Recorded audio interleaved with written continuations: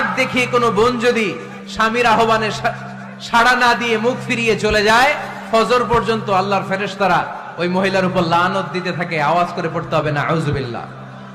আবার বিশ্বনবী বলেছেন, খবরদার, রমজান ছাড়া কোন নফল রোজা কোন স্ত্রী যদি রাখতে চায়, নফল রোজা রাখার আগে স্বামীর কাছ থেকে যেন সে অনুমতি নিয়ে নেয়। নফল রোজা, আওয়াজ করে বলেন কি রোজা? ফরজ রোজা না।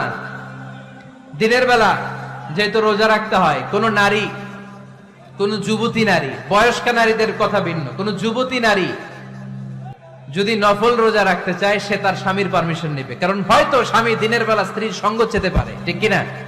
এজন্য স্বামীর কাছ থেকে পারমিশনের দরকার আছে না নেই? এরপরে 4 নাম্বার দায়িত্ব, নিজের লজ্জাস্থানের হেফাজত করা।